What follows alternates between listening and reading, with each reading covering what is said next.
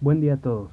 En nombre del capítulo estudiantil en el Instituto de Investigaciones en Materiales de la Sociedad Mexicana de Materiales, les damos la bienvenida a este evento, el cual es parte de nuestro ciclo de seminarios virtuales sobre lo último en materiales. Le agradecemos al Dr. Yasuhiro Matsumoto del CIMBESTAB, quien será nuestro ponente el día de hoy. El Dr. Yasuhiro Matsumoto recibió el título de Ingeniería en Comunicaciones y Electrónica por la Escuela Superior de Ingeniería Mecánica y Eléctrica del Instituto Politécnico Nacional. Posteriormente, recibió el título de maestría por el Centro de Investigación y Estudios Avanzados INVESTAB del IPN y el doctorado en Ingeniería Eléctrica por la Universidad de Osaka, en Japón. Ha sido investigador y profesor de tiempo completo en el CINVESTAB de la Ciudad de México. Además, ha fungido como líder de la Red Nacional de Fuentes de Energía del CONACYT, así como coordinador de Relaciones Internacionales del CINVESTAB. Ha realizado múltiples estancias académicas, principalmente en México y Japón, y ha sido titular de proyectos científicos y tecnológicos desarrollando nuevos dispositivos fotovoltaicos, así como tutor principal de al menos 6 tesis doctorales, 9 de maestría y 8 de pregrado. El grupo de investigación liderado por el Dr. Matsumoto cuenta con más de 50 publicaciones indexadas de carácter internacional, al menos 150 publicaciones en congresos nacionales e internacionales y más de 70 pláticas como ponente invitado. Sin más, démosle la bienvenida al Dr. Yasuhiro Matsumoto, quien impartirá el seminario titulado Evolución de los sistemas solares fotovoltaicos y las tecnologías de celdas solares basadas en silicio. Adelante, doctor. Y vamos a entrar un poquito en la parte de materia, que es el material, cómo se compone la celda solar, que en este caso es el silicio. Muy bien. Empiezo con algunos esquemas de sistemas fotovoltaicos. Esto creo que no es necesario decir qué empresa, pero esta se localiza en Chile. Me imagino que es en Santiago de Chile. Parece que fue instalado el año pasado. Es uno de los más grandes allá en Chile. Y nada más es para que vean en dónde se aplica y a qué nivel está llegando. Ahí pueden ver una persona que está ahí en la azotea y pues básicamente está lleno de módulos fotovoltaicos para alimentar a toda la empresa. En la siguiente figura pueden ver la dimensión que tiene esta empresa. Sí, yo me imagino que es un cuadro, pues es casi una cuadra, de un ancho de unos 150 metros por un largo de 200 metros. Sí, o sea, yo pienso que tiene, ahí como lo pongo, unas 3 hectáreas. ¿Sí? Y yo también calculo que está instalado del orden de 2 megawatts de potencia de módulos fotovoltaicos. Es importante que sepan estos números para ver de qué estamos hablando, en qué términos, en qué magnitudes, sobre todo, de lo que existe actualmente de las instalaciones o la producción correspondiente a módulos fotovoltaicos. Bueno, este es otro esquema de otro país. Me da la impresión que es en Japón. También aquí pueden ver varios arreglos, instalaciones de sistemas fotovoltaicos, pero en países como Japón, que cuando no hay mucho terreno, pues no hay lugares donde instalar y pues tendrían que tal vez talar algunos lugares, entonces no es tan conveniente y pues esta chica pues nos va a regañar, ¿no? ¿Qué estamos haciendo contra el cambio climático? Quien Greta es una activista y ha entrado, pues digamos, en actividades desde hace 2 años, ahora tendrá 17 años, pero pues yo creo que tenemos que hacer muchas cosas para el cambio climático, pues no seguir, digamos, complicando el ambiente y lograr que el ambiente pues sea mejor en el mundo, ¿no? Bien, son algunas de las manifestaciones que ha habido pues, a través de este organismo. Bien, esta siguiente vista, que creo que va a ser la última vista de la aplicación fotovoltaica, pues como ven es en California, es un poquito más al norte de Los Ángeles, es en una zona desértica. Obviamente aquí tal vez no haya tanta destrucción de ecosistema, aunque sí habita muchos animales, digamos, en estos lugares. Ustedes pueden ver en la parte de abajo, pues, donde están los arreglos fotovoltaicos. Cada uno de estos son módulos fotovoltaicos. Y el conjunto lo pueden ver en esta parte. Y una vista aérea, ahorita lo vamos a presentar. La capacidad es de 550 megawatts, ¿sí? Y el factor de capacidad es 22.8%. Este es un promedio al año, es decir, el 22% de tiempo total va a estar funcionando, digamos, con esta capacidad. Recuerden que el sol es intermitente, entonces de día va a estar funcionando. Obviamente, si hay nube, va a bajar la producción de energía, pero pues digamos, un 22% es que va a estar funcionando a través del año. Esta es la vista aérea, bueno, este es en Google Maps, ustedes también lo pueden encontrar. Entonces vean dimensión que tiene, 5 kilómetros de un lado a otro y otros 5 kilómetros, aunque no está tapizado de módulos fotovoltaicos. Estos son del orden de 5 por 5, son 25 kilómetros cuadrados, equivale a 2.500 hectáreas en este caso. Bien, la plática lo voy a concentrar en las siguientes líneas. Primero voy a hablar, o tendré que hablar sobre cuestiones de energía, ¿sí? Sobre petróleo, luego la energía eléctrica en México o en el mundo, y la energía solar. Después veré lo que son los sistemas fotovoltaicos nuevamente, los sistemas independientes, stand-alone, o autónomos, después de las conectadas a las redes, de las interconectadas a redes, y pues la tendencia global, ¿no? De la producción de los módulos. Y después me paso a la parte de tecnología de celdas solares. Aquí entraría un poquito también en la eficiencia que tienen las celdas solares, la eficiencia de conversión, y finalmente también la tendencia de la tecnología hacia el futuro. Bien, este esquema en la parte de energía, hasta arriba estoy poniendo que el suministro de la energía primaria equivalente en energía eléctrica es de 175.000 terawatts hora. Tera, recuerden que viene de 10 a la 12. ¿Sí? Entonces, esto es la energía equivalente que se está ocupando en todo el mundo. La gráfica viene en BTUs, ¿sí? Son unidades térmicas británicas, pero pueden ver desde los 90s hasta días, en estos días y hacia 2035, cuál sería la tendencia del uso de los combustibles. Me refiero a los fósiles que están en la parte de arriba, incluyendo a gas natural. Y los renovables en verde, ven que está en la parte de abajo, pero está incrementando su participación. Y la nuclear, pues ahora se está saturando, pero hay un poquito de incremento. Si ven en esta gráfica, no quiero dar muchos detalles, pero es con la finalidad de que sepan qué es lo que está pasando en el mundo.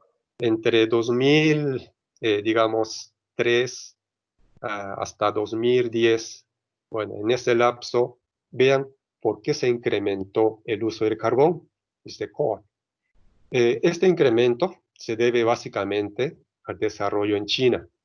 ¿Sí? Recuerden que China se desarrolló mucho en la década de los años 2000 a 2010 y pues ocuparon mucha energía. Obviamente esto implica pues severas contaminaciones ambientales. Pero después van a ver que China ahora está contribuyendo mucho con las celdas solares.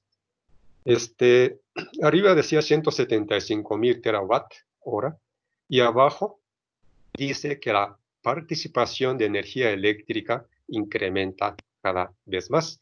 En 2018 incrementó del orden de 4% su implicación, es el uso de la energía eléctrica. Y fue del orden de 23.000 terawatts hora. ¿Qué significa? 23.000 terawatts de energía eléctrica en el mundo significa del orden de 13% de total de energía que estamos usando en el mundo. Esto es también un dato muy importante Y hasta abajo de esta presentación dice que muy pronto o en el futuro vamos a llegar al 20% del componente de energía eléctrica, porque energía eléctrica es muy útil, ¿verdad? Y luego vendrían los vehículos eléctricos, etcétera, ¿no? Y ojalá que podamos sustituir rápidamente a los combustibles fósiles. Bien, esta es la parte de la producción, la exportación, el uso de petróleo aquí en México.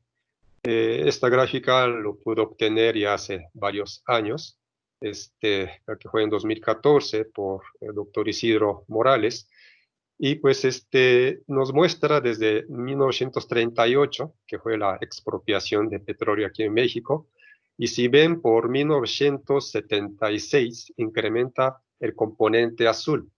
Esto es la producción de petróleo. Esto es en la época de José López Portillo como presidente de México. Él invirtió mucho para explorar y poder exportar, inclusive, que esta es la parte negativa, al mismo que explotaba y extraía, se exportaba también el petróleo de México. Lo que es esta gris, la curva gris, es el consumo de petróleo aquí en México. Y la línea que está aquí abajo es la capacidad de refinación. Vean que desde 1990 por ahí ya la capacidad es rebasada. Y entonces, si la refinación no lo hacemos, tenemos que estar importando los recursos refinados, ¿sí? Y es el caso de la gasolina. Y pues estamos teniendo la necesidad de importar, que en 2004 fue de 144,000 barriles al día, y ahora son más de 500, y los últimos datos creo que están llegando a 600,000 barriles de hace un par de años. También pueden ver a la derecha de esta gráfica que lo que es la producción, la extracción de petróleo ha bajado. Y va a la tendencia a la baja, y ahorita vamos a ver en los siguientes cómo está la situación. Esto es desde 2007 a fechas más o menos recientes. Como, como ven aquí, en la época de Felipe Calderón, después de Peña Nieto, dejó caer toda la producción, y pues realmente en enero del año pasado fue únicamente de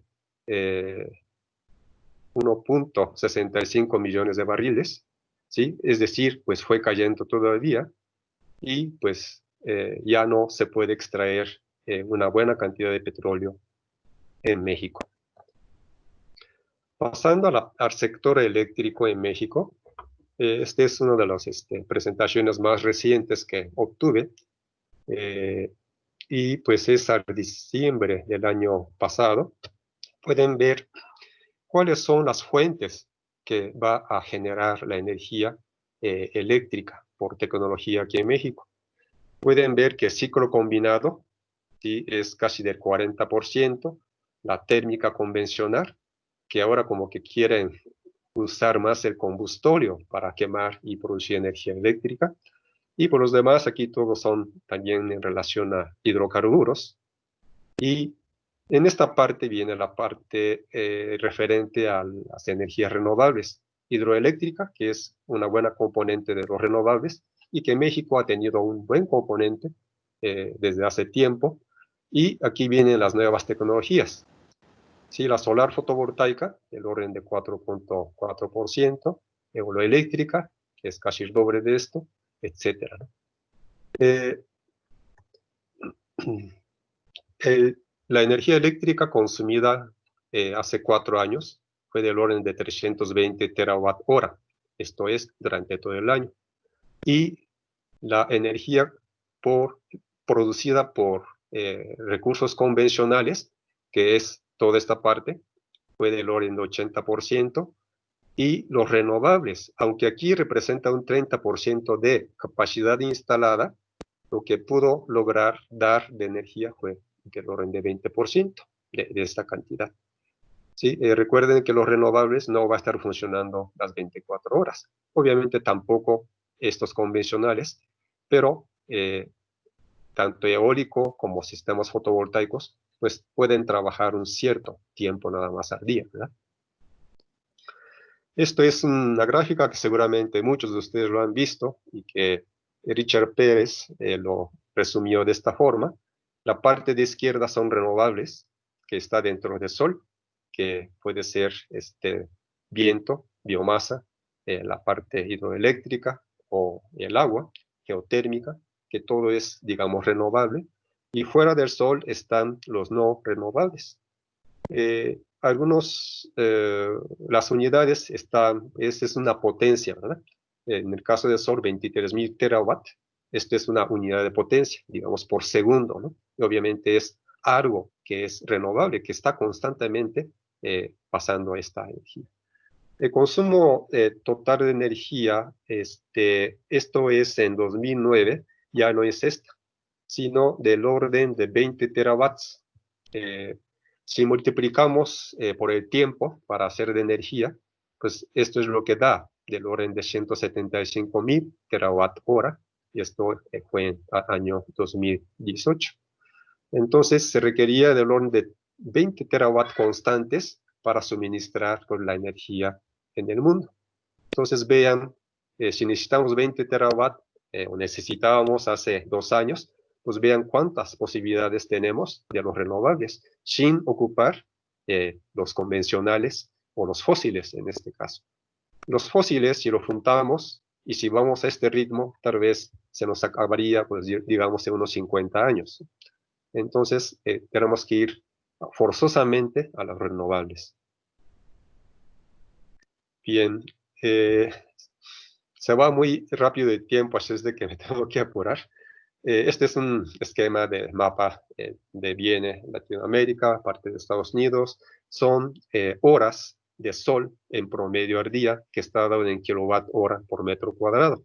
En un metro cuadrado podemos tener esa cantidad de radiación solar y pues significa, por ejemplo, en caso de México, por aquí está Distrito Federal, y me consta estos datos, sería lo equivalente 5 horas de energía de 1 kilowatt, es decir, 1000 watts por metro cuadrado durante 5 horas al día. Ese es el promedio en México. No todos los días. No es lo mismo en invierno, en verano o en temporada de lluvias, pero ese es el promedio en el año.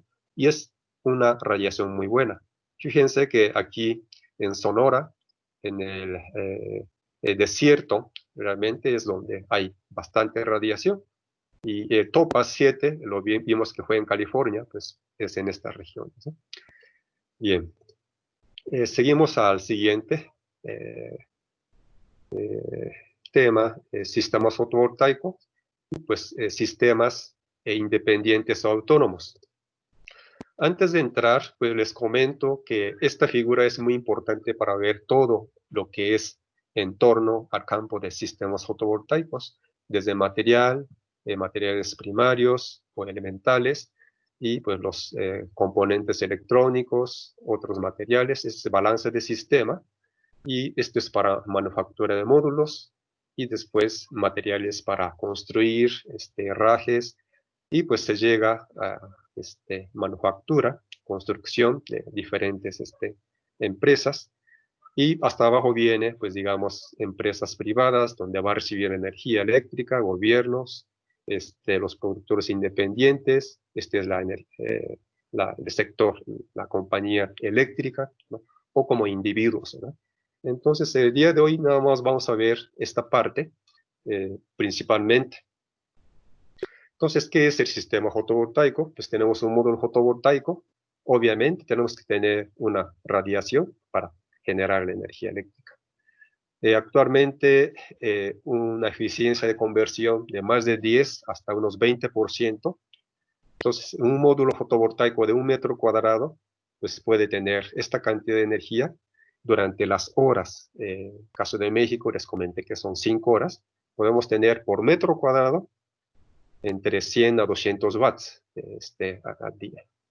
Entonces, si instalamos un módulo que tiene 20% de eficiencia, que son las mejores actualmente, tendríamos 200 watts durante 5 horas, ¿sí? O sea, sería 5 por 200, sería 1000 watts durante 1 hora. Digamos, ese es lo equivalente para un módulo de 1 metro cuadrado. Bien, ¿cuáles son las virtudes de los sistemas fotovoltaicos? Que no hay, pues, partes mecánicas, es fácil de mantener, limpiar el cristal, eficiencia constante, es modular, podemos incrementar o quitar los módulos. También, inclusive cuando esté nublado, si hay una luz difusa, puede estar generando. Y lo más importante, que estamos transformando la energía que se estaba desperdiciando, digamos. O sea, transformamos en un instante energía eléctrica y obviamente esa energía eléctrica otra vez regresa a su estado normal, que es la parte térmica. Bien, entonces, como aplicación, pongo una lámpara que tiene una batería y de día pueden cargar y en la noche pues tener servicio. Es el ejemplo más sencillo de los sistemas autónomos. Esto es ya de hace mucho tiempo en el Simvestab. Se hizo algunas de las primeras instalaciones de radiotelefonía rural en Puebla y pues algunos colegas participaron para instalar algunos módulos casi hechizos en el Simvestab para este fin. Esa es la planta piloto que en estos años se tuvo en el Simvestab y se fabricaron módulos fotovoltaicos. Son celdas solares de 3 pulgadas, que al rato lo veremos, y los primeros módulos fotovoltaicos que se fabricaron aquí en la Ciudad de México. Bueno, algunas pruebas, la caracterización mediante un simulador solar. El módulo era apenas de 17 watts. Si actualmente los módulos hay de 200, 300, inclusive de más potencia, pero estos apenas eran de 17 watts. Y entonces estos son los que se instalaron en diferentes comunidades. Pero estos son otros ejemplos que ya son con módulos importados por empresas, pequeñas empresas o medianas empresas en México que se dedicaron a hacer la instalación, como es el CEDESOR, el Secretaría de Desarrollo Social, FIRCO, ese fideicomiso de riesgo compartido de la SAGARPA. SAGARPA es la Secretaría de Agricultura, Ganadería, Desarrollo Rural, Pesca y Alimentación, ¿no? Entonces, cada gobierno pues, ocupó estas tecnologías, hubo empresas que bajo concurso pues, participaron para pues, instalar sistemas de bombeo de agua, electrificación o para pues, mantener alimentos o las vacunas, ¿no? Las medicinas en el campo. Esto es en el Centro de Inversión en Energía, UNAM, ahora se llama IER, el Instituto de Energías Renovables. Ellos ofrecían cursos a gentes del campo pues para instruir cómo se ocupa un sistema fotovoltaico o cómo se instala, etcétera, ¿no? Entonces han contribuido bastante con sus trabajos. Bien, pasamos a los sistemas fotovoltaicos conectados a la red. Entonces, en la UAM, creo que es uno de los que muy rápido instalaron en sus techos, que son módulos importados, y pues fueron 60 kilowatts, y aquí pueden ver, está viendo hacia el sur, ¿sí? Y pues un ángulo del orden de 20 grados, que es la latitud de Ciudad de México. Esto es en Ixtapalapa, entonces la latitud corresponde más o menos al ángulo que debe poner para mayor captura de energía solar durante el año. Esto es en el IER, en Temisco, Morelos, y pues yo calculo, a lo mejor estoy mal, del orden de 140 kilowatts lo que tienen instalados actualmente. Esto es en ese Investab, aquí hay un estudiante doctoral que ya tiene tiempo que egresó. Al fondo, más allá, estamos viendo a Chiquihuite, este cerro, que tiene del orden de 2.800 metros sobre el nivel de mar. Y aquí se instaló 60 kilowatts en el Simvestab. Bueno, estos son en otras entidades, en las casas. Aquí pueden ver los módulos. Aquí también muy aparente los módulos encima. Y pues en la azotea pueden ver aquí. Esto es una casa. Seguramente ustedes, si se fijan bien, está integrado los módulos fotovoltaicos en la teja. Sí, estos módulos se llaman híbridos de silicio amorfo con microcristalinos. Son muy delgadas, pero que de alguna manera se produjo un tiempo. Y cuando se conectan en las casas, pues hay dos medidores. De hecho, ahora es un solo medidor que es bidireccional. pero uno que envía y otro que recibe. Entonces, de día está generando y puede estar alimentando, y de lo que sobra puede estar enviando a la red. ¿Sí? Y de noche, debido a que no tenemos el sol, pues tenemos que consumir de la red. Entonces, si compensamos lo que le enviamos y recibimos, ya no pagaríamos por la energía eléctrica. Entonces, esto es el sistema conectado a la red. Y pues habrá muchas aplicaciones en empresas, en techos de estacionamientos, etcétera, ¿no? Esto es en caso de Santa Rosalía, nada más puse aquí Baja California, está aquí norte, Mexicali, Tecate y sur, La Paz, y Santa Rosalía está aquí, a ver si ya lo localizaron, ¿sí? Muy cerca ya de llegar a Baja California Norte. Entonces, esta es una reserva nacional, y en 2011 instalaron una empresa. Fíjense en esta parte donde se instaló el sistema, y pues ahí está un sistema de 1 megawatt. Sí, este es más o menos de orden de 2 hectáreas, y pues vean cómo fue instalado. Entonces, acondicionado en el lugar, como hay cactus y es una reserva nacional, reubicaron pues todas estas plantas y para aplanar y meter los módulos, los arreglos fotovoltaicos. Y entiendo que actualmente está funcionando, es una planta de 1 megawatt. Bien, esto es al sur del Pacífico, en Samoa Americana, se llama Tau. ¿Sí? Es una isla, y una empresa muy famosa norteamericana invirtió porque hay una residente del orden de 600 personas, y que cada día ocupan del orden de 1000 litros de gas de diésel para generar energía eléctrica. Entonces, al año son del orden de 400.000 litros de diésel, y que también tiene que trasladar ese diésel a esta isla. Entonces, aparte de que contamina, pues puede asociar un costo al transporte y la compra de diésel. Entonces, en esta parte de la isla se instaló lo siguiente, que es un sistema fotovoltaico, y pues tiene su respaldo para la noche. ¿Sí? Entonces, digamos, es un sistema independiente porque no tienen redes. Obviamente hay red interna en la isla para abastecer la energía eléctrica, pero tiene su sistema de almacenamiento. Pues en este caso, baterías. Bien, pasamos a la tendencia de la producción de los módulos y la eficiencia. Esta es una gráfica que yo desde hace muchos años lo he estado construyendo. Y si ven ustedes, la escala vertical es logarítmica. Entonces es una gráfica semi-logarítmica. Es la producción de módulo en megawatts, ¿sí? Y aquí, escala horizontal, tenemos el tiempo. Y pues aquí una noticia: en 2015 se instalaron del orden de 134 gigawatts, o sea 10 a la 9 watts de energías renovables, mientras que termoeléctrica y nuclear, me estoy refiriendo a generación de energía eléctrica, fueron 119 gigawatts, o sea, renovables rebasó a pues, los convencionales, digamos. Y aquí viene desglosado pues cuáles fueron fotovoltaico, viento, sistemas eólicos, hidroeléctrica, ¿no?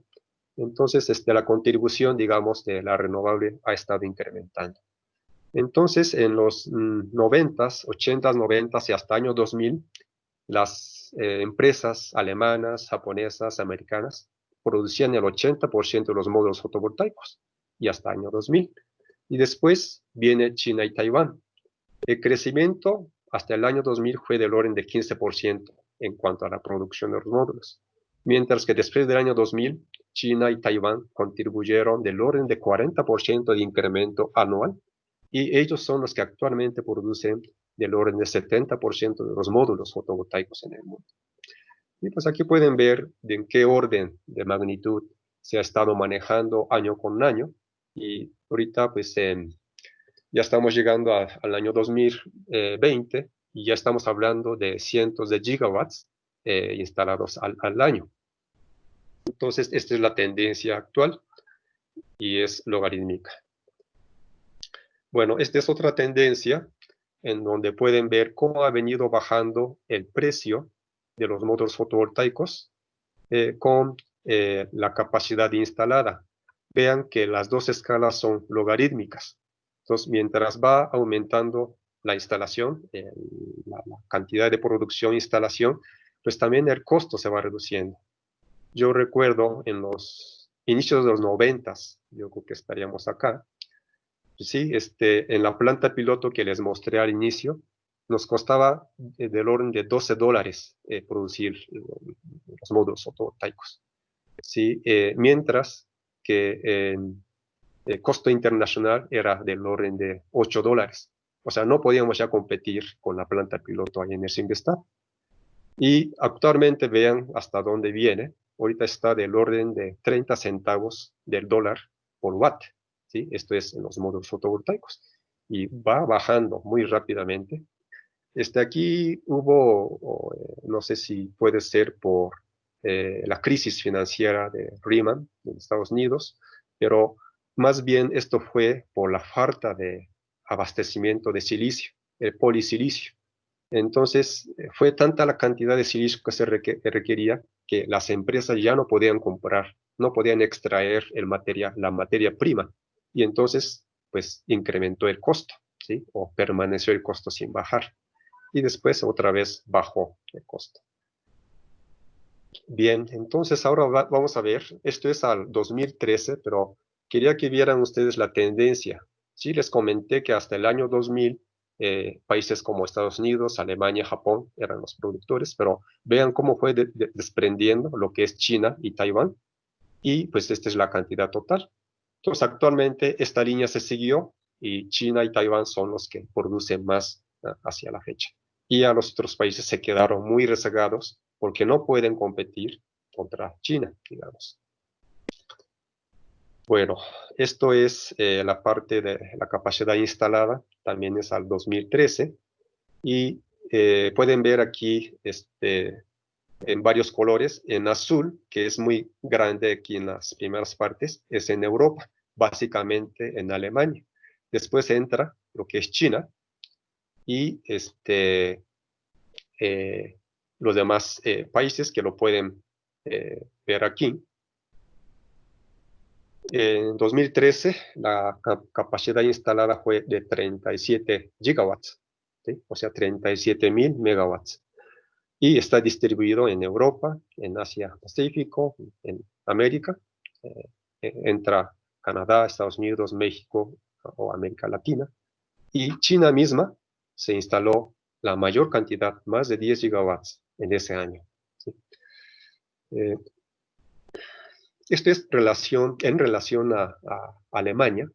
Se predecía en estos años, en 2013, que Alemania llegaría para 2016 el 7% de energía eléctrica lo produciría por medios fotovoltaicos. Aquí se puede confirmar que en 2019 los renovables en Alemania contribuyen con 45% de energía eléctrica generada y fotovoltaico contribuyó con 9%. Esto también son datos de Alemania. Bueno, entonces el potencial que tiene la energía renovable y la fotovoltaica en Alemania, eso que no tiene tanta radiación solar como en México. Este es otro esquema, 2014, en China. ¿Cómo han venido instalando ellos? ¿Sí? Año con año incrementa su instalación. Recuerden, esto lo vimos hace rato.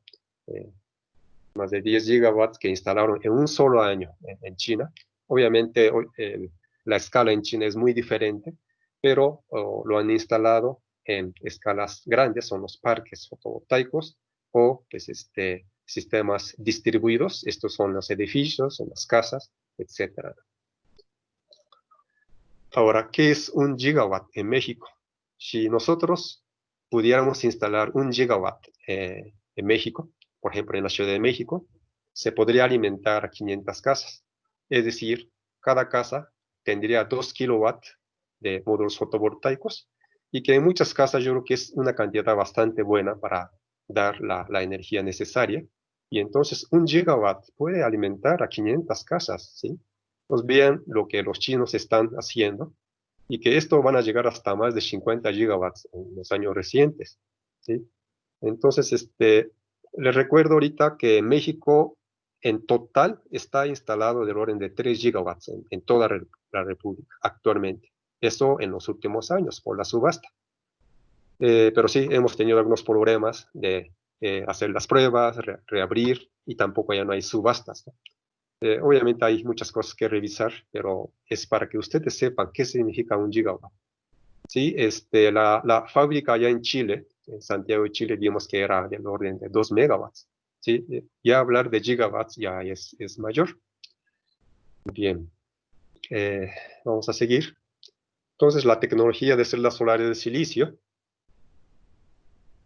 Bueno, aquí son muchos datos, pero después de que tengan el video, pues lo podrían revisar. Me refiero a celdas solares, y estamos hablando de silicio y monocristalino. Bueno, puede ser multicristalino o policristalino.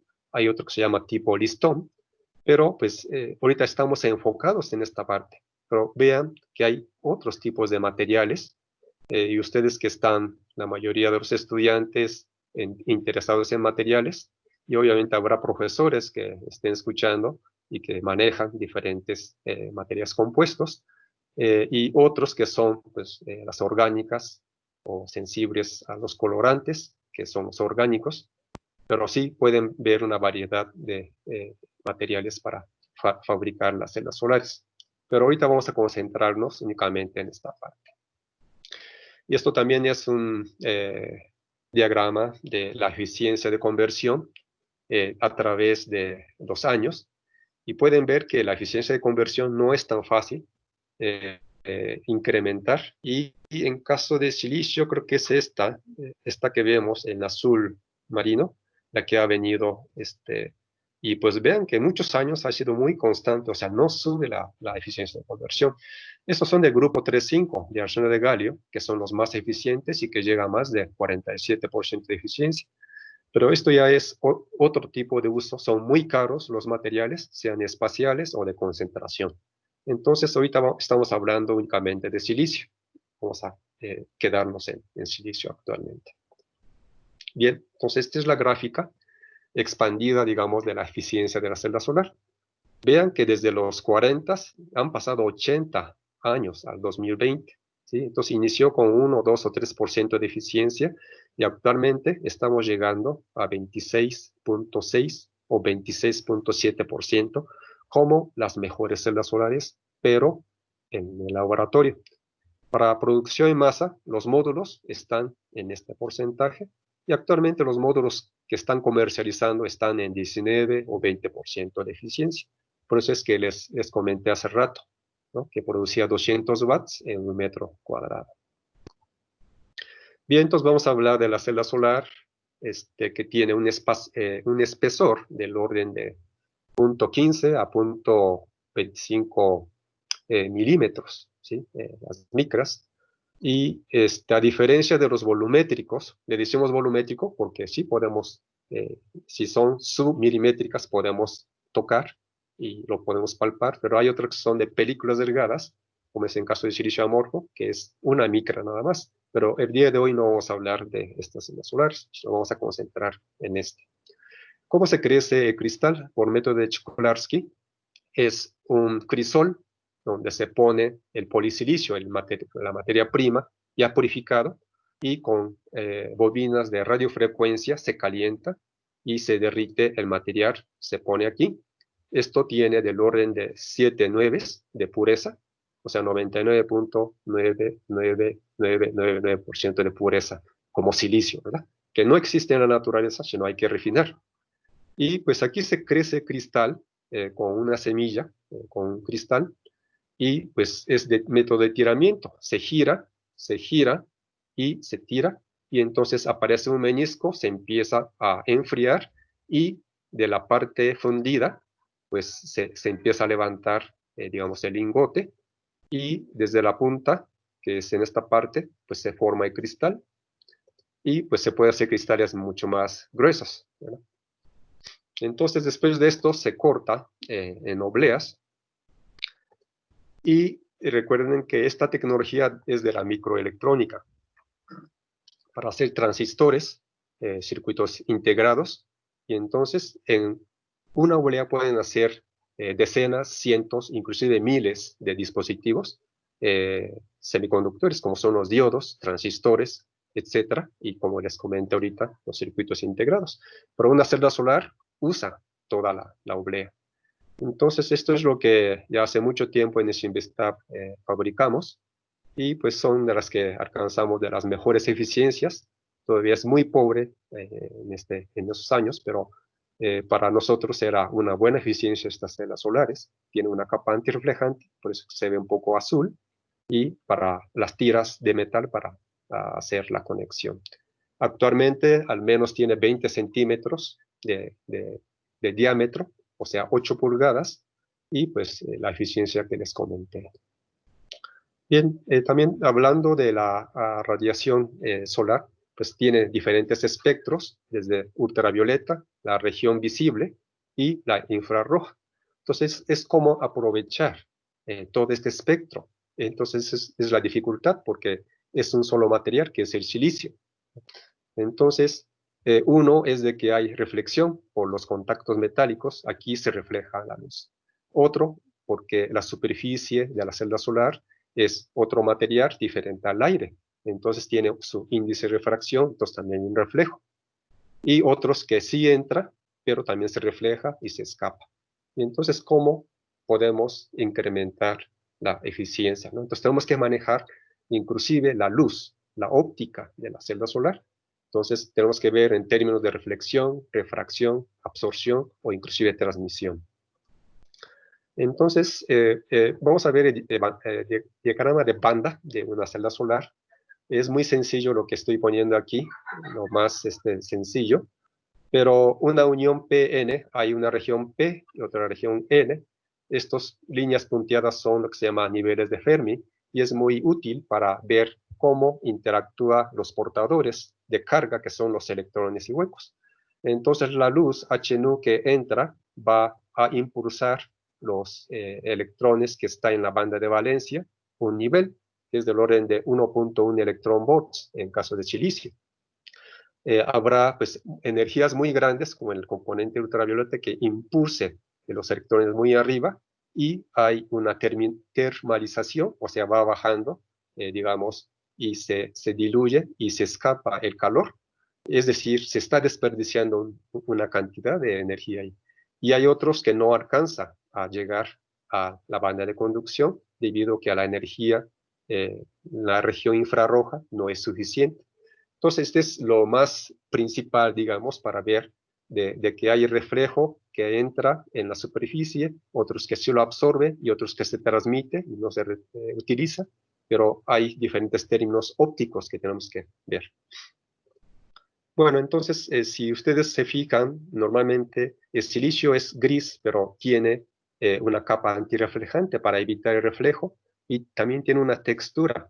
Sí, mientras más negro es mejor la superficie porque está absorbiendo la radiación solar. Esto es una gráfica de reflectancia de la superficie de silicio. Uno es cuando es especular.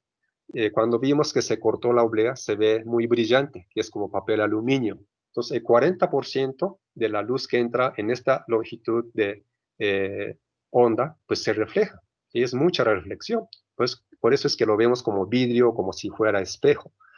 Pero si vamos metiendo capa antirreflejante, como es el caso 2, va bajando la reflexión y evita ese reflejo y absorbe la luz. La 3 es texturización, ¿sí? Es modificación de la superficie y texturización más capa antirreflejante. Entonces, podemos texturizar la superficie de la celda solar, y esto es visto por un microscopio electrónico de barrido, y pues podemos hacer pirámides en la superficie para evitar el reflejo y que se refleje la luz en los pirámides. También ustedes saben que los materiales tienen su índice de refracción. En caso de silicio, pues cambia su índice de refracción en función de la longitud de onda. También viene su coeficiente de extinción, pero ahorita no vamos a ver, sino más bien el N, el índice de refracción. Y aquí está la ley de Snell, que en función de los ángulos de incidencia o de refracción podemos determinar cuál es el índice de refracción de un medio 1, que es el aire en este caso, y N2, perdón, N1, que es el silicio. Entonces, esto depende de las velocidades de propagación de la onda electromagnética, ¿verdad? Entonces, ¿qué es la capa antirreflejante? Pues en el silicio cristalino ponemos esta capa para acoplar, ¿sí? Y que no haya tanto reflejo y que absorba al silicio. Entonces hay varias ecuaciones que ya no voy a detallar, de refractancia promedio, y pues podemos determinar cuál sería en función de las capas. También es muy importante la distancia de uno, o sea, el espesor de la capa, que normalmente es de orden de 70 nanómetros lo que necesitamos. Y pues aquí hay una muestra, estos son multicristalinos, pero con diferentes espesores, entonces podemos ver diferente color porque la reflexión en sus ondas es diferente.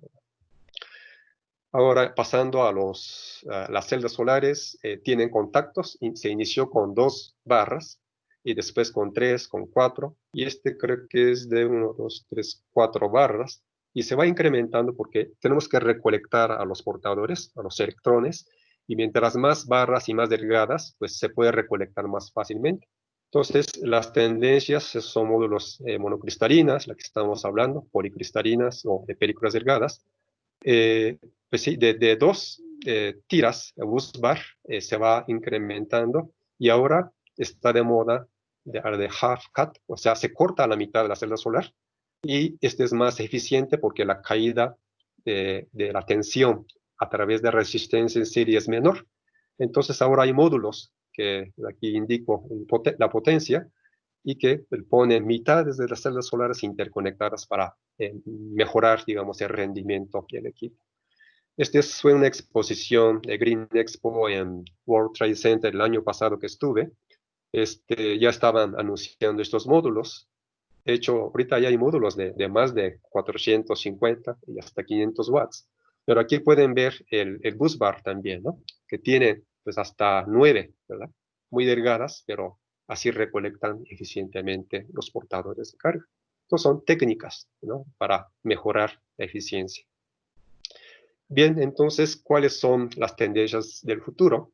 De hecho, ya estas tendencias ya iniciaron, y hablo aquí de 2 tipos. Esta es una celda solar normal, la unión NP, y tiene un campo superficial BSF, que es normalmente con aluminio, para hacer un campo eléctrico. Pero hay una diferencia con el tipo PERC. Es una celda solar, se llama de emisor pasivado en el contacto posterior. Entonces aquí pueden ver que hay una diferencia con esta celda y esta parte. Entonces, este truco que se hace a través de capas dieléctricas que se adicionan, pueden mejorar, reduciendo la velocidad, lo que se llama recombinación. O sea, los portadores pueden caminar, atravesar mejor, o no recombinarse, o sea, perder esos pares de electrón hueco y alcanzar los contactos eléctricos. Entonces, son más pasos para hacer este tipo de estructuras, pero mejora sustancialmente la eficiencia de la celda solar. Y, digamos, todo este tipo de arreglos pues puede mejorar tanto el voltaje, ¿no?, de circuito abierto, como la corriente que genera la celda solar, y lo vemos en las siguientes figuras, pues cómo es actualmente, cómo lo presenta. Entonces tiene incluido este tipo de arreglos estructurales, y lo que me gustaría dar un poco de énfasis es de que Martin Green, en 1983, es un profesor investigador australiano de la Universidad del Sur de Gales, en Sydney, Australia. Pues y él, pues digamos, propuso este tipo de estructuras. Pero es hasta estas fechas, 2018, 2019, es cuando ya pudieron industrializar.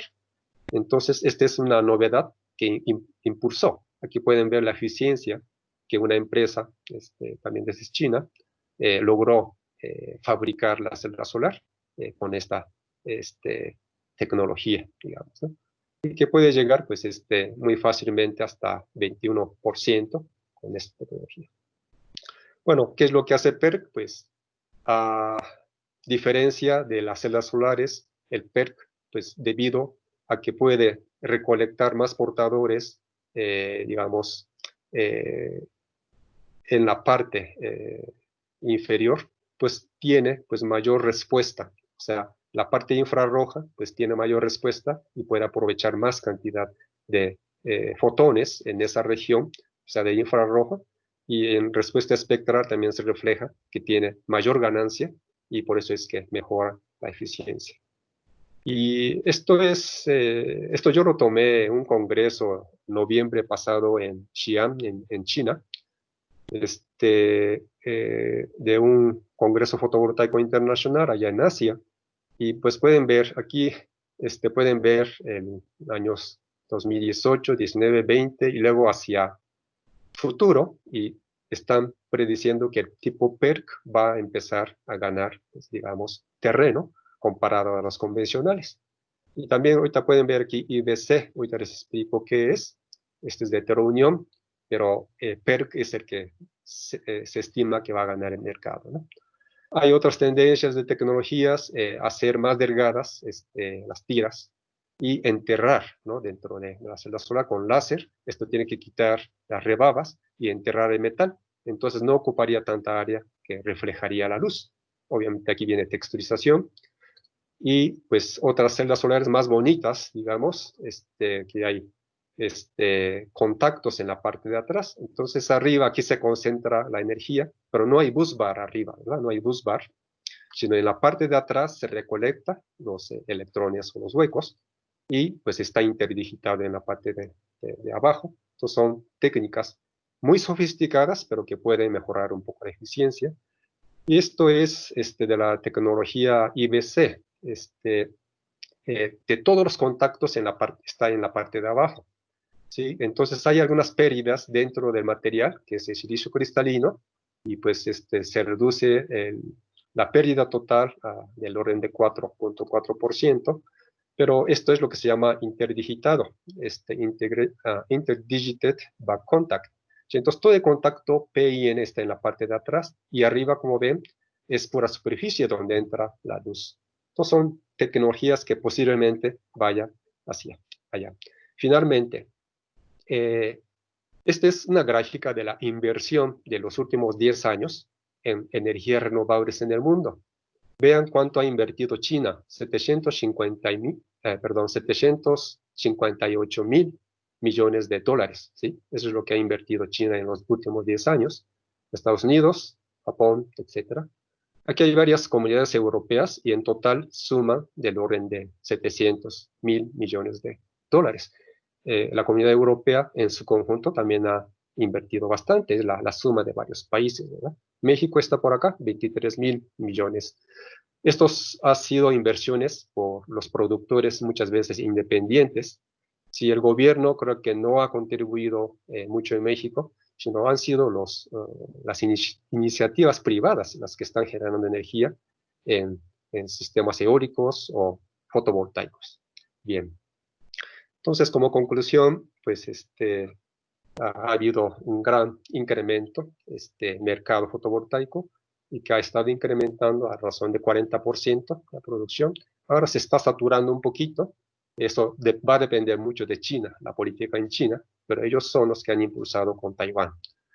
Bueno, la tecnología de celdas solares de silicio cristalino, estos son volumétricas o polobleas, sí es muy confiable y que está llegando a una buena eficiencia. Les dije que de 20% actualmente. Y que esta tecnología pues es el que pues está, digamos, que existe más en el mercado, el orden del 90%, pero sí hay todavía cosas que se puede hacer para llegar a la eficiencia teórica y pues se tiene que pensar cómo atrapar la luz, cómo evitar los reflejos y pues podríamos todavía mejorar la eficiencia de las celdas solares. Bien, entonces creo que me pasé algo de tiempo de lo que estimaba, pero pues es todo lo que quería comentar. No hay problema, doctor, muchas gracias. Una plática pues muy, muy completa desde la historia, un poco de la evolución aquí en México, hasta pues las aplicaciones que se nos vienen. Quisiera preguntar a nuestros asistentes si tienen alguna pregunta, por favor lo puedan escribir en el chat. para que les demos lectura y el doctor Matsumoto nos pueda hacer sus comentarios. No sé si hay alguna pregunta.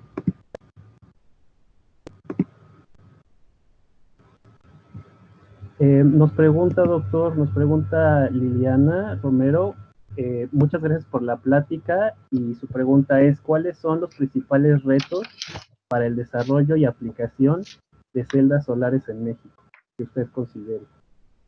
Ok, sí, bueno, gracias por la pregunta. Sí, de reto, creo que hay un 100% de reto.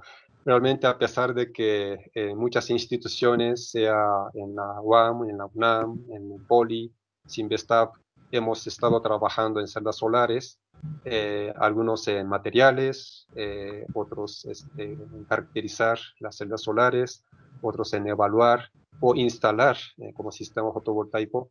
Hay mucho que hacer aquí en México.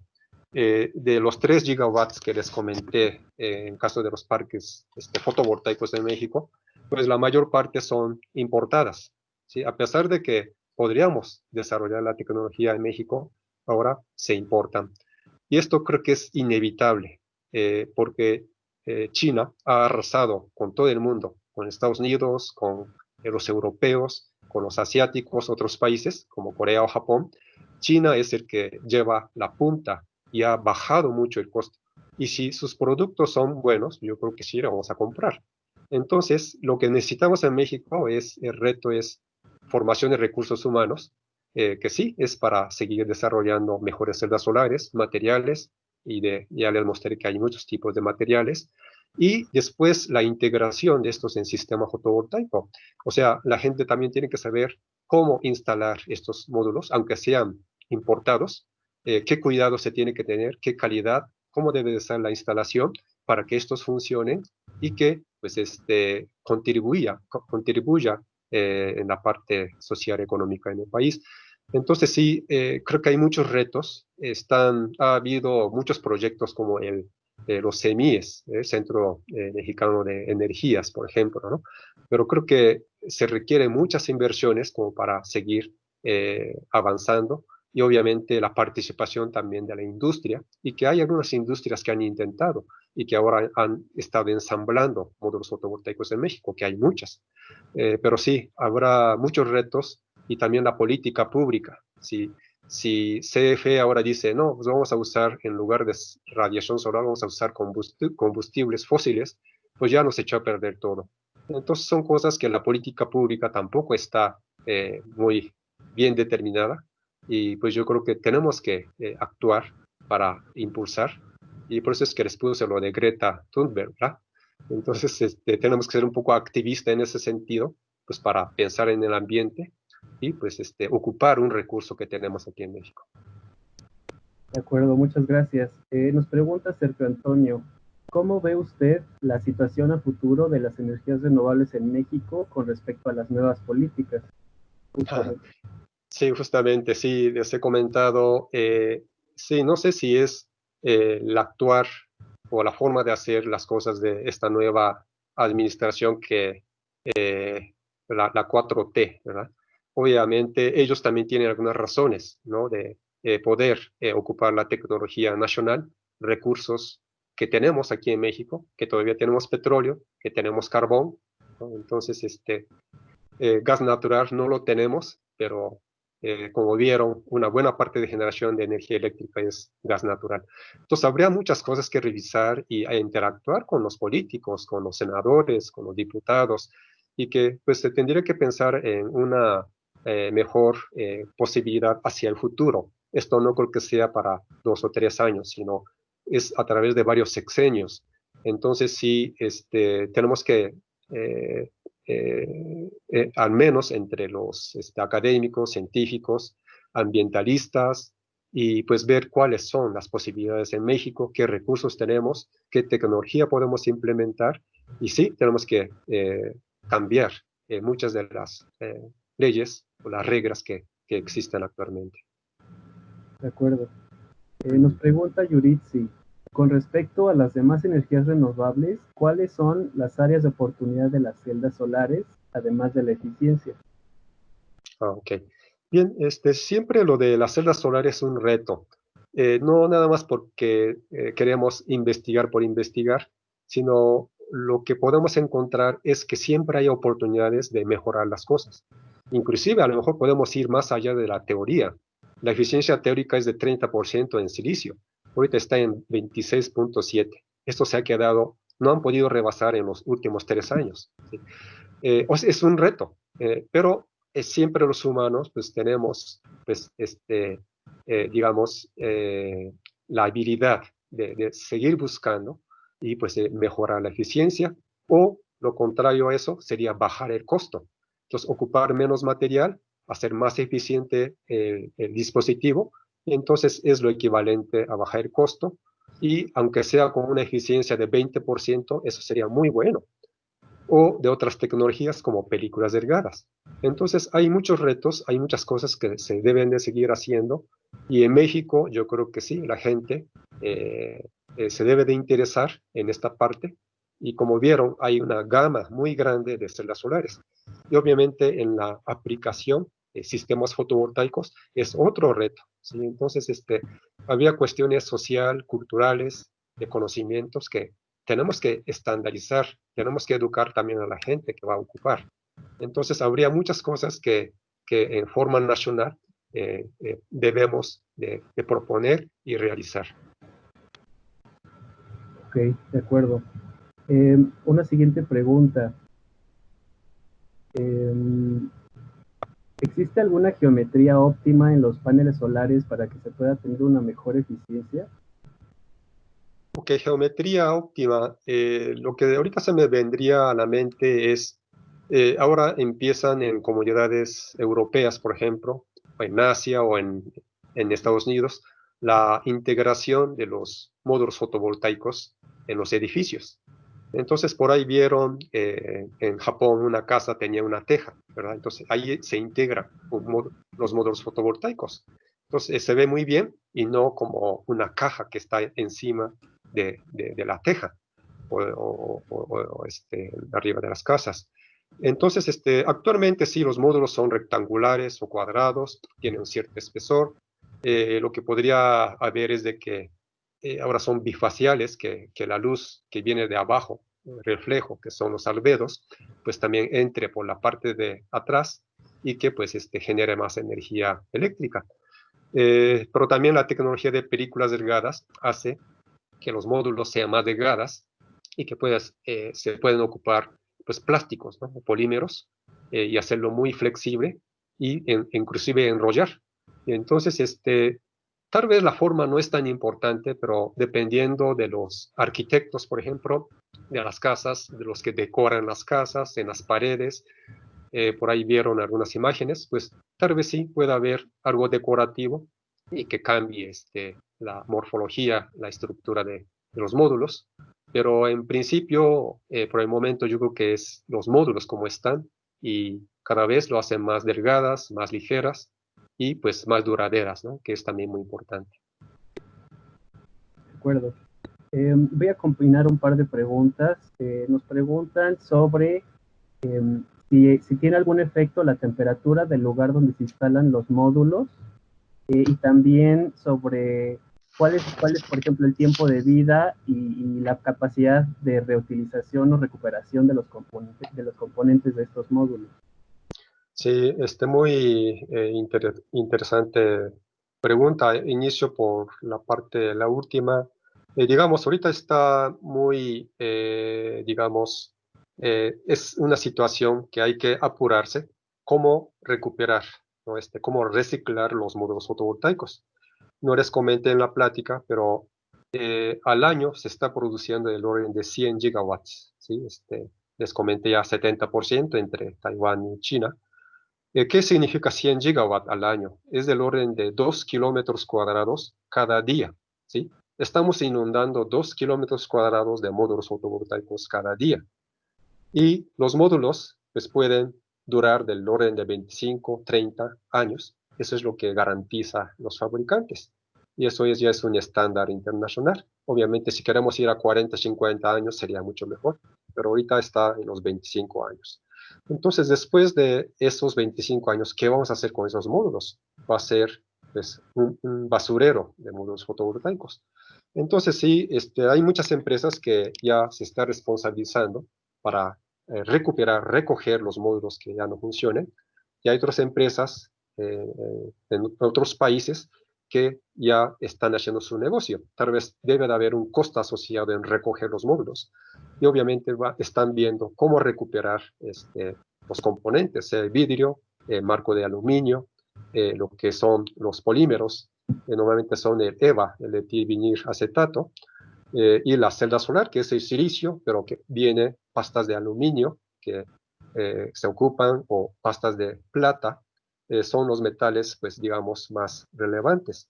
Y entonces, este silicio no tiene tanto valor, aunque sí lleva costo en su proceso de purificación y de crecimiento de cristal, pero sí los metales, sobre todo plata, son los que se podrían recuperar, y tal vez sí sea químicamente, pero son cosas que yo ahorita no tengo toda la información, pero están viendo de qué manera puede pues, disolver tal vez el silicio y recuperar sus elementos, y creo que es un reto también bastante grande, sobre todo por la cantidad de módulos que en próximos 10, 15, 20 años va a incrementar.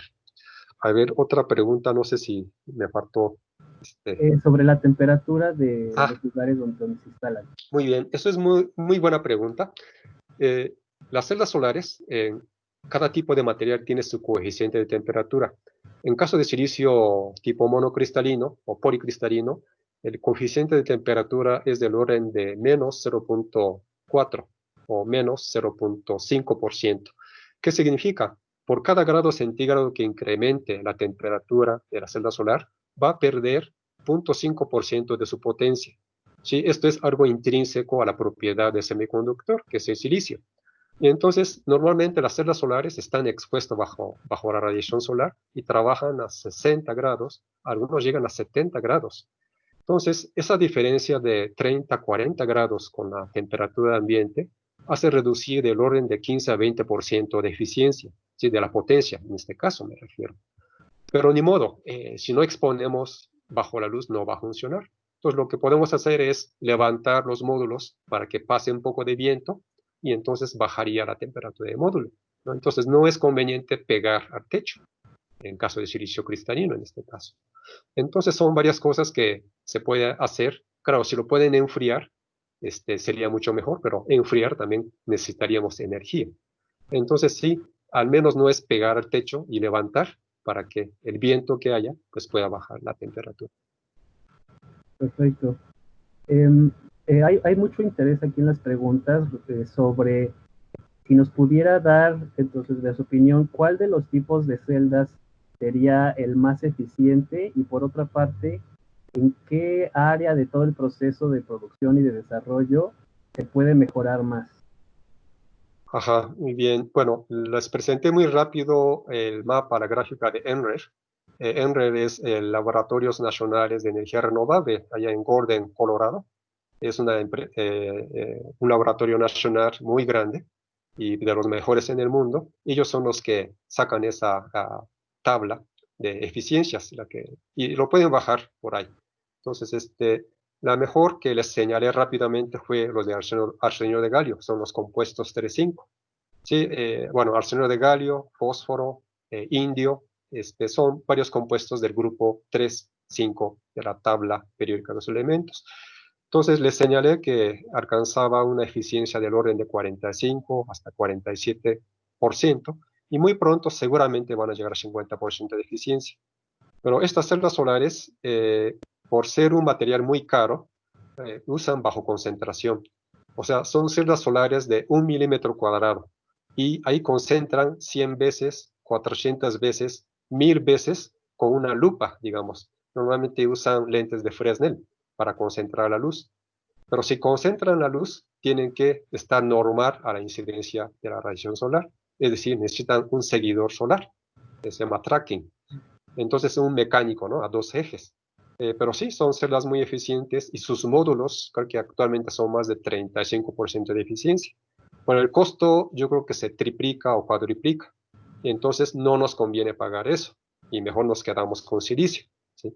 Entonces, esa es la parte de la eficiencia. Pero sí, en cuanto a la parte de investigación, sí vienen las de nueva generación, que es como las orgánicas, pero Busquita, que ahora ha incrementado muy rápido y está alcanzando los 24 o 25% a nivel laboratorio. El problema es la estabilidad, que se degrada, ¿no? Al sacar a la intemperie, la humedad o la radiación. Entonces son cosas que se tiene que mermar o controlar o encapsular para que esa celda solar, si lo pueden producir a bajo costo, pues entonces podría desplazar inclusive al silicio que actualmente existe. Entonces habría varios materiales que vienen, que el perovskita le dicen orgánico e inorgánico, es un híbrido. Nada más que también contiene plomo. Entonces son cosas que también hay que checar hasta dónde puede ser controlado o no contaminar el ambiente. Qué bueno que nos comentas sobre las perovskitas. También había preguntas al respecto. Eh, una siguiente pregunta, eh, ¿qué contribuciones o cómo ha contribuido la simulación computacional al desarrollo de celdas solares? Así, yo creo que simulación, modelación son contribuciones debido a que tenemos pues muy buenas computadoras, procesadores muy rápidas. Entonces yo creo que sí, modelar es bastante bueno, inclusive no nada más para celda solar, sino la predicción meteorológica, o sea, predecir varios días, digamos, de la radiación solar. Por ejemplo, en la Ciudad de México o en un parque fotovoltaico, en esa zona predecir los siguientes 3 días qué tanta radiación solar vamos a tener. Este tipo de sesiones ahora son muy comunes en los congresos internacionales fotovoltaicos y cada vez la gente toma interés de cómo poder predecir meteorológicamente el estado de tiempo. Pero sí, se puede ocupar en muchas cosas, de funcionamiento del sistema fotovoltaico, cuestiones de las fallas, y obviamente las características de las celdas solares, ¿sí? Con las resistencias que puede haber en una celda solar, qué tipo de contactos, separación, espesores, metales, qué conductividad. Pues son cosas que se puede simular actualmente y todas las propiedades del semiconductor. Entonces es muy fácil, ¿no? Pero obviamente simular es fácil, pero ahora eso llevar a la realidad, pues puede haber una brecha. Pero entonces sí, un simulador es muy importante, pero no quiere decir que lo que simulan pues van a poder reproducir. Entonces, sí es importante, es interesante, pero pues hay que distinguir también. Y para terminar, una última pregunta, ¿cómo influye en la relación desde las dimensiones de un módulo a su eficiencia, a su capacidad de producción y a la duración de su tiempo de vida? Muy bien, también yo creo que es interesante. Les comenté, hoy estamos viendo lo que es la eficiencia de conversión. Les comenté que por 1 metro cuadrado hay una radiación, o a lo mejor no les comenté, en un día asoleado, mediodía, cuando el sol está a plomo en el cenit, pues aproximadamente hay entre 800 y 1000 watts en metro cuadrado. Esa es la radiación que está incidiendo. Y les comenté en caso de México que son del orden de 5 horas. Obviamente la radiación no es constante desde la mañana hasta la tarde. Entonces, al integrar toda esa energía del día, son 5 horas y los 1000 watts por metro cuadrado. Entonces, si ponemos un módulo fotovoltaico de 1 metro cuadrado bajo esa radiación y tiene una cierta eficiencia, entonces, si los módulos tienen 10% de eficiencia, generaría 100 watts. Si los módulos tienen 20% de eficiencia, generaría 200 watts. ¿Cuál es la diferencia? Pues es el área, ¿verdad? Entonces, mientras que en 1 metro cuadrado, si tenemos una eficiencia de 10%, pues para generar los 100 watts necesitamos ese metro cuadrado. Pero si tenemos 20% de eficiencia, necesitaríamos la mitad del área, o sea, medio metro cuadrado para generar la misma cantidad de energía. Entonces, en una casa, les comenté aquí en México, yo que con 2 kilowatts es suficiente, ¿no? Entonces, yo creo que con un área de 5 por 6 cuando mucho, con una eficiencia de 10-15%, o sea, no yendo a los mejores módulos, es suficiente para cubrir todo lo que requiere en una casa. Y en una casa 5 por 6, 30 metros cuadrados, tal vez no sea mucho. A lo mejor me estoy yendo a un área muy grande, tal vez un área de un cuarto, ¿no? De la casa, de una habitación, que son del orden de que 3 por 4, son 12 metros cuadrados, puede ser suficiente para cubrir la necesidad que les comenté. Entonces sí, depende de la calidad de módulo, que también tiene costos asociados. Los módulos más eficientes pueden tener un poquito más elevado el costo, pero también hay que ver la calidad, cuál es la garantía que da el fabricante. Entonces, son varias cosas que hay que checar y pues si es que ustedes se atreven a comprar, pues hay que comprar de un proveedor confiable y que esté certificado, ¿no? Inclusive en la instalación, que estén certificados para instalar los sistemas, no nada más los productos. Bueno. De acuerdo. Muchas gracias, doctor. Seguimos recibiendo preguntas. No sé si tenga la oportunidad para unas últimas dos preguntas. Disculpe que... Sí, cómo no, si por parte de ustedes pueden, adelante. Sí, sí, perfecto. ¿Qué opina de las celdas Grätzel? ¿Estas podrían competir con las celdas de perovskita para desplazar en el futuro a las celdas de silicio? Sí, Grätzel, las celdas tipo Grätzel, fue inventada en un laboratorio en Suiza y por el mismo Michael Grätzer. Más sin embargo, ha habido algunas dificultades. La eficiencia no se ha logrado subir más de 11, 12%. La idea es muy buena, este tipo de celdas solares, Grätzer, que es muy sencilla, pero también hay un problema que es una celda solar húmeda, o sea, muchas veces tiene líquido dentro de la celda solar. Entonces, ¿cómo encapsular eso? Es otro problema. Y sobre todo que la eficiencia no han podido lograr incrementar. Pero en caso de perovskita, en los últimos 3 o 4 años, han alcanzado desde 4 o 5% de eficiencia hasta 24%. Es algo inédito.